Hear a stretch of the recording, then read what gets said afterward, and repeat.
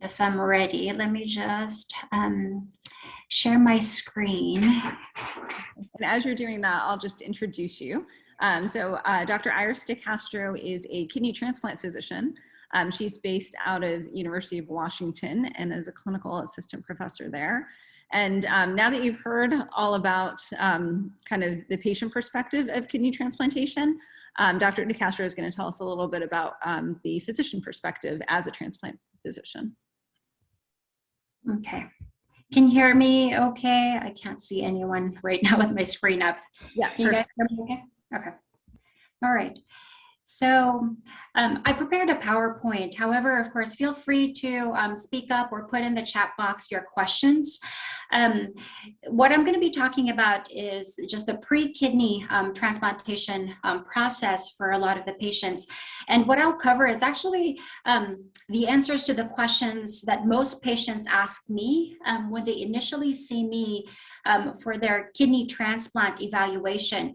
And I think it's overall pertinent in your internal medicine practice in terms of if, for example, you're seeing a CKD or an ESRD patient and they have these questions regarding transplantation, or a potential healthy patient who's a donor that you're also seeing in your clinic. So I hope to cover some of the questions that you'll see and have an idea on this, pre-kidney transplantation journey of our patients. So just briefly, in terms of history, this photo here, this is in 1954.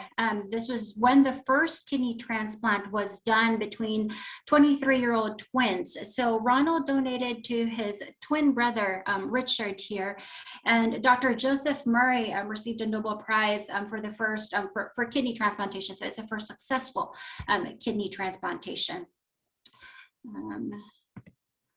Now, this first slide, just talks about the benefit of kidney transplantation. The question I actually get from the patients is that, why do I need a kidney transplant? Of course, there's a lot of answers to that, but oftentimes I find them asking this question because, some of them are not on dialysis yet, or even if they're on dialysis, they're feeling fine, and they somewhat, are concerned of the risk of the surgery with transplantation. What I'm showing you here is actually the older study by Wolf. This was published in the 1990s in NEJM. And what I'm showing you is the mortality risk. So the solid line here is the folks getting transplanted relative to those who stay on dialysis while on the wait list. So they're fairly matched. And what you can see here is that long-term mortality risk for transplant recipient was estimated to be about 68% lower than that of patients on the waiting list.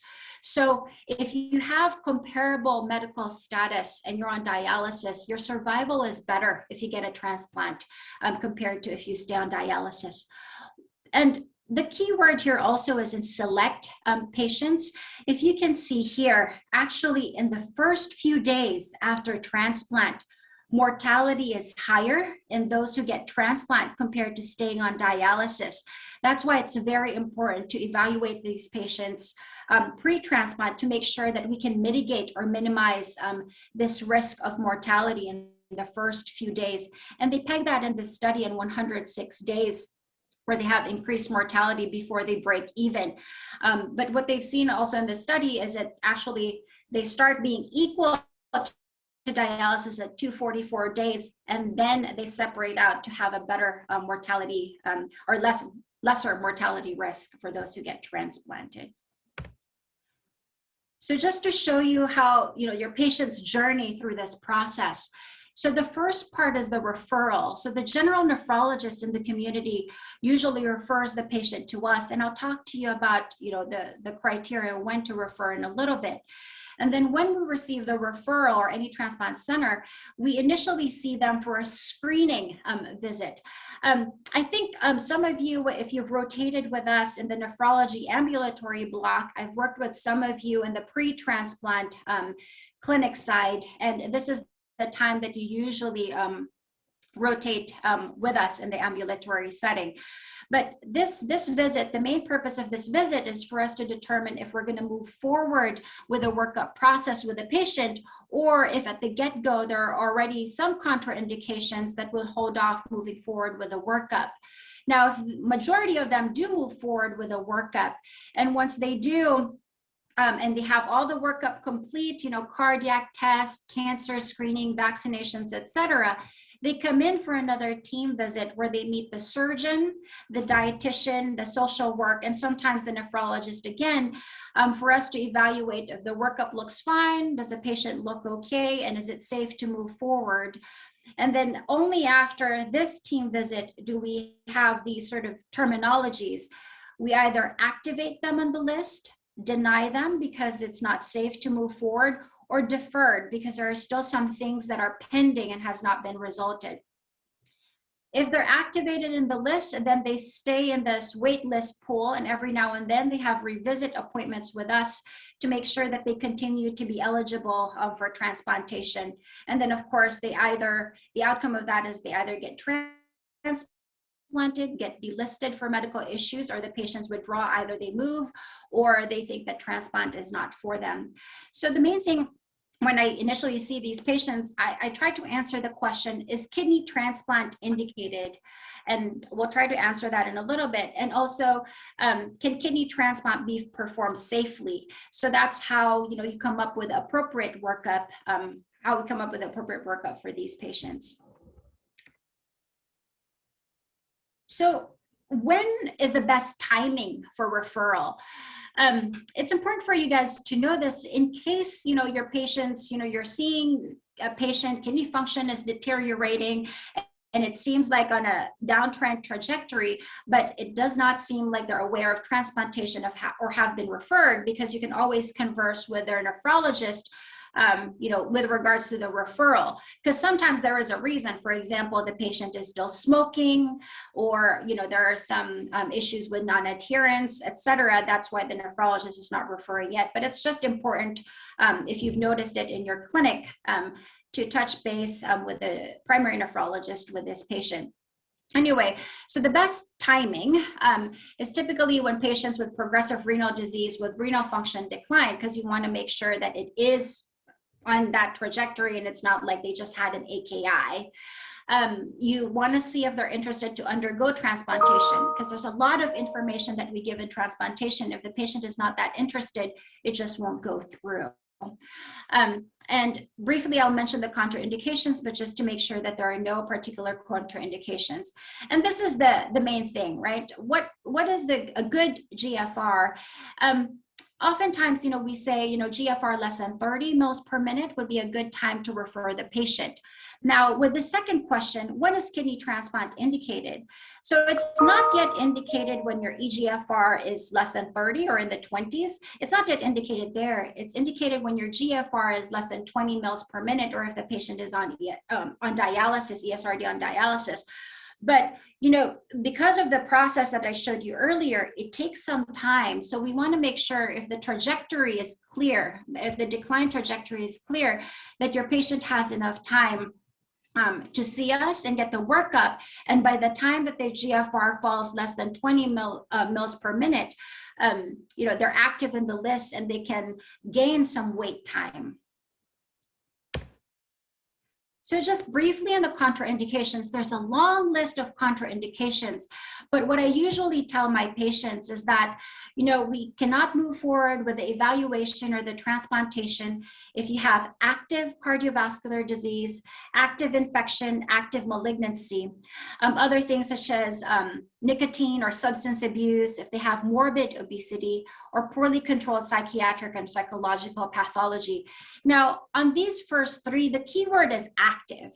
So for example, if your patient had, an MI before and they needed CABG, they already had CABG and they're stable now without any chest pain and their functional capacities improve, they can move forward with a workup. So the key word is active here, like, you have your diabetics with foot infection, and once that's resolved, they can move forward with the evaluation. So again, I usually emphasize if they have active issues regarding these three main contraindications. And then Iris, there's a question in the chat box. What if they have stable angina? Say that again. The question is, what if they have stable angina? Yeah, no, that's a good question. So normally what we do for patients with stable angina, so we evaluate and make sure that their vascular status is optimized. We do refer them to cardiology. We work with Dr. Mormon. He sees a lot of our transplant patients, especially, you know, the high risk cardiac patients. So we ask for his help in terms of the stability. Now, if they have a lesion that can be intervened on with a stable angina, we do recommend that that's intervened on. Normally, if they have symptoms with a stable angina, they cannot move forward with a transplantation, especially if there's a lesion there. But we ask the help of the cardiologist. That's, I guess, the main thing is we ask the input of the cardiologist. Because the last thing we want is, of course, with a stable angina and the surgery, the major surgery, other than the surgery, we give them medications such as high dose steroids and all the stressors of the new medications that they get. If you remember, their mortality risk is higher in the first 106 to 180 days. So we want to mitigate that as much as possible. Are there any other questions in the chat box, Sarah? That's it. Thank you, Iris. Okay. So just showing you here, I usually tell patients, because they think that we're going to remove their native kidneys and put the kidney back there. So I explained to them, you know, your native kidneys are back here. The new kidney will come in front. That's why it's important for us to evaluate their cardiac and vascular status, because most of these patients, you know, if they have smoking history, long-term diabetes, and hypertension, a lot of them can have brittle blood vessels, calcified blood vessels, that makes the surgery not feasible. So part of the workup, especially for high-risk patients for those vascular issues, we do a CT imaging to make sure that the surgery is doable. Now, other than the medical aspect of it, we do have some psychosocial considerations for kidney transplant. And these are as follows. So they should have a support person available with them. After transplant, there's a lot of medications. Things can get overwhelming, and they're also healing at the same time. So we want to make sure that there's someone there, you know, to give the transplant center a call when the patient cannot, and also help out with medications. Now, the patient should be able to also follow a complex regimen of medication, or their support person should be able to help them out. For example, you know, we have patients who have cognitive delay. You know, they were born with some cognitive developmental issues, and their parents are there, you know, for them. So if their parents are able to manage the complex medication, they can move forward with the transplantation. We also look into consistent compliance. This is a little tricky because, you know, oftentimes we look at dialysis compliance. If they show up in dialysis, finish their dialysis run, if they show up to your clinic visits when you tell them to show up, their medication refills.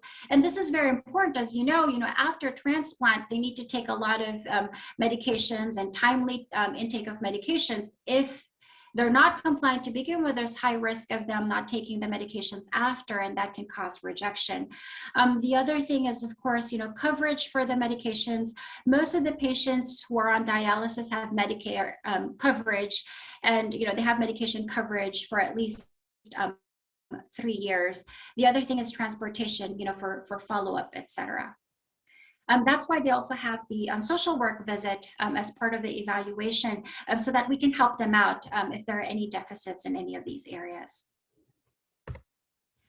Now, the patient can sometimes ask you, in terms of how will they find a good transplant center. What I just copied here is the Scientific Registry of Transplant Recipients, or SRTR website. Patients can just input the organ, the solid organ that they're needing transplantation for, and all the centers will pop up, and this gives a summary of each of that center. And what you should typically look for are two main things. I mean, there's a lot of information there, but the two main things that nationally is looked into is one, the transplant rate of the center. I'm just showing you here our transplant rate here at UW. Why is this important? Because this will give you an idea of, well, will that center does that center have a track record of getting folks transplanted? You know, the quicker, the faster they get, patients in their wait list transplanted, because that's what your patients want. If they're going for a transplant, they want to get transplanted as soon as they can. So in our center, we're actually one of the national leaders in terms of transplant rate. Nationally, if you can see my pointer, so nationally, this is a 22.2. And compared to national numbers, we're doing better with our transplant rate at 39.3 compared to the other centers in our state or within the donor service area that we're covering. We're relatively doing better than the other centers. So this is, something that our transplant program is really strong with. The other thing is, other than, getting them transplanted, you want to make sure that the outcomes are also good. So what I'm showing you here, and this is all shown in that SRTR website. What I'm showing you here is the kidney allograft failure outcomes. So this chart actually represents all the programs nationally. So this bottom in the horizontal is the volume of that program. And the y-axis is how they're doing in terms of outcomes. So this is us here in the blue. As you can see, on the same volume programs, we're actually performing the best, compared to similar volume programs. And that's what you want to look for in a program when you're trying to assist your patients and give them guidance, or you can forward them, help them out and forward them to that website. At times, I can tell you some private nephrologists refer, not necessarily on, they let the patients, they forward the patients to these websites, but at times it's also the nephrologist's relationship with the transplant center, because definitely that weighs a lot in terms of how they communicate with the transplant center. If they feel more comfortable communicating with the transplant center, that makes it easier for the nephrologist and the transplant center for the patient's care. Iris, one more question from the chat box. Mm-hmm. This is from Dr. Cho. Mm-hmm. And his question is regarding, do we see that people are moving to different areas to increase their likelihood of getting a transplant? And what does that mean for equity and fairness across the country? Yeah, that's a good question. So not moving, but actually multi-listing. Some patients, for example, who live in California. And I was going to mention this later, but since this question came up, in California, their wait time is around 7 to 9 years compared to other parts of the country where the wait time, like for example, in our area, our wait time is around 3 to 4 years. Now, wait time is very variable for each patient, but to answer your question, some folks multi-list. So we see folks from California getting an appointment with us. Now, the requirement of each center in the United States for multi-listing is that as long as the patient is able to show that they are able to get here in a timely manner when they get the offer, and also they have the capacity to be able to stay locally for their immediate post-transplant care, they are eligible for listing in an out-of-state center. I'll mention later in the map also that the policy is changing in terms of what these regions are. Before, there used to be clusters of area that we call donor service areas, that wherever, if the donor falls in that region, it will be offered locally in that region. I'll show the map later, but in terms of the question of like equity and fairness, if you look at it, the possible potential issue I can see there is, of course, those who are, financially disadvantaged. They won't have the capacity to be able to fly over or be able to stay locally, although at times there are some insurance that allows that. So sometimes it's also dependent on the insurance. But yes, that definitely raises question in terms of equity and fairness on patients who can have access to multi-listing. Thanks, Iris. No more questions now, but I would encourage people, since we have about 10 minutes left in the session, that if you do have questions, just go ahead and put it in the chat box because we want to make sure all your questions are answered. Yeah, so I'll go quickly on the next few slides since it's 11:20. So just briefly, just information that we get, just pointing out that we want to know the primary kidney disease because those can recur after transplantation and all their dialysis attributes. So wait time. So someone asked about the wait time. Now this figure is really old. You know, this was from, they no longer publish it this way because it's really variable with the new policies. But just to give an idea, when patients do ask, we say that it's average. You know, some folks can actually be transplanted less than a year after they get listed or longer. So in our state, it's about 2 to 3 years is what they're mentioning here. Now, this is an older one. Nowadays, it's more of 3 to 4 years. And when does that wait time start? You know, I can tell you before kidney allocation system started in 2014, it's a first come, first serve. So meaning when you get listed, that's when your clock starts. Now you can see how this can be a problem for patients in the community.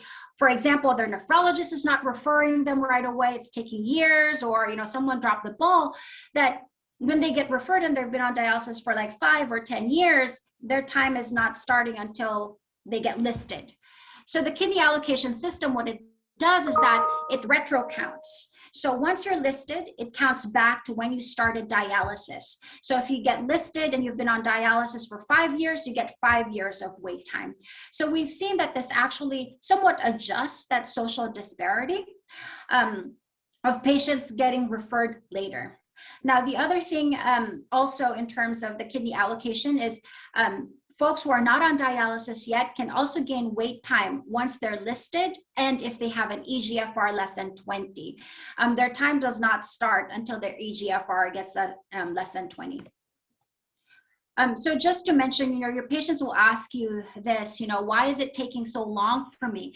There are a couple of factors, you know, are there deceased donors available, deceased donors that will match your patient, and particularly also blood type and sensitization status. So these are the main ones, actually, blood type and sensitization status. So what I'm showing here is like blood type A and AB are easier to match compared to your blood type O and B. And then this is the allocation that I'm talking about, the donor service areas. So they're changing now, but they haven't implemented it. It was supposed to be implemented in December 2020. As opposed to having these catch areas, for example, you have a donor in this southern part of Washington, it will still go to Washington area as opposed to like a closer vicinity here in Transplant Center. They're changing that to wherever the donor center is, where the procurement will happen. They will calculate 250 nautical miles from that center. And whichever transplant center is within that 250 nautical miles will get the offer, as opposed to, you know, having these regions separated here. So that makes it, you know, in terms of, I guess, that was, the hope is, you know, for example, I said California is so concentrated, hopefully that will help out, I guess, spread the love in terms of having the donor availability. Iris, another question. If someone's waiting a long period of time, is there another workup that needs to be repeated periodically to ensure that they're still ready for transplant? Yeah, so we do, if you saw in the little, you know, journey that I have there, they do get revisits. If they're high risk cardiovascular status, they get a stress test and an echocardiogram yearly. And during their visits, we assess their functional status, especially for older patients, because, you know, their functional status declines. So yes, we do the revisits. In some centers, like in California, where when their wait time is long, they actually don't start the workup until the patient is, say, on dialysis for 5 years. That's when they start all their workup. In our center, we do it routinely, depending on their risk, to maintain them on the list. Any other questions? That was it. Okay. So bear with me with this allocation process. But what happens is when there's a donor out in the community, that donor will be shared locally. And it's usually the match run sheet is per blood type. So that's the initial part. Except it's locally, except when the organ is matched with someone who's highly sensitized, who's 100% sensitized, or the opposite, a zero mismatch, because the highly sensitized is really difficult to match them. So if there's an organ that can be matched to them nationally, we share that, or other states share it with us if the candidate is here in Washington. Or if it's zero mismatch, because we know we can optimize the longevity of that kidney when there is zero mismatch. I'll just briefly say this, but there's a recipient score and a donor score, and we want to do longevity matching. We want to make sure that the match is that we match the longest surviving recipient with the longest surviving kidney. I'll just flash this there. And in terms of the hospital recovery, I tell the patients a lot of the kidneys don't work right away after transplant, so they might be on dialysis. But even if they need dialysis after transplant, most of these patients are discharged 4 to 5 days after kidney transplantation, and we follow them closely in our clinic. So just a cheat sheet summary for you in terms of those questions. I'll just flash this there for the interest of time. I do want to say that we're starting, so right now you guys can do ambulatory rotations with us in transplant. We are starting to offer inpatient transplant nephrology rotation. I think come next academic year. So if any folks are interested in looking deeply, more into transplant, not just pre, peri and post, you're welcome to join us with that elective rotation. Thank you. Thank you, Iris. Do you mind putting that last slide back up? I think Yeah. it has a lot of useful information that people might like to see. Yeah. We've got a couple of minutes if there's any more questions.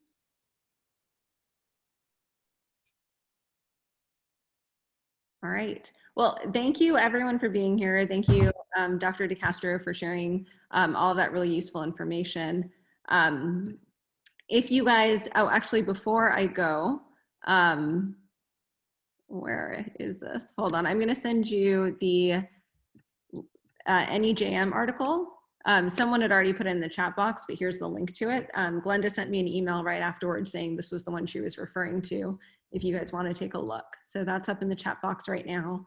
Thank you all for coming. We appreciate it. We hope it was fun or informative or all of the above. And have a good day. Thanks. Thank you all. This was so great. Such a great morning. Residents, I'll upload slides and everything like that when they're made available to me in case you want to go back and review. So